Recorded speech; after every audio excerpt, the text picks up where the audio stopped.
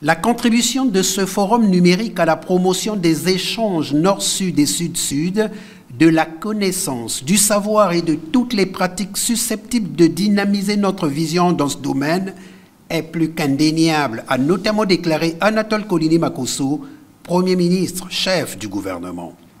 Le forum numérique qui s'ouvre donc ce jour, à point nommé, est pour notre pays un événement de référence après l'inscription de l'économie numérique comme l'un des axes prioritaires du Plan national de développement 2022-2026 que nous venons très récemment d'adopter et comme l'un des secteurs clés du développement économique du Congo. Le chef du gouvernement a réitéré tout son satisfecit à l'initiateur de ce projet porteur pour le Congo, Eugène Rufin-Bouya. Je vous encourage à continuer sur cette lancée. Votre initiative est d'une grande contribution pour le gouvernement, qui ne se privera pas de puiser dans les recommandations qui ressortiront de ces travaux pour affiner sa stratégie de développement de l'économie numérique dans notre pays, ainsi que venait de nous le restituer Monsieur le ministre en charge de l'économie numérique, que j'appelle affectueusement 5G.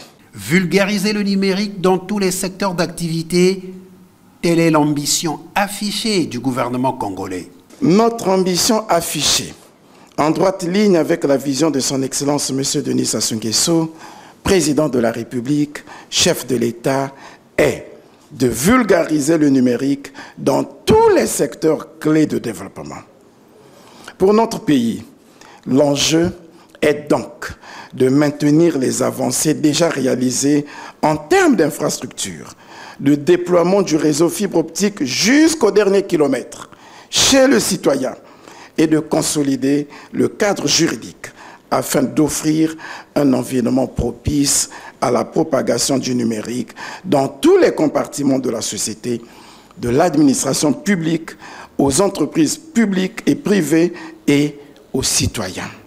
Après la cérémonie d'ouverture, le Premier ministre est allé visiter les différents stands d'exposition, ceux de Grinceau et Associés, d'Ilox, de l'ARPCE, de la Banque postale du Congo, de l'Agence congolaise des systèmes d'information et de iDouane.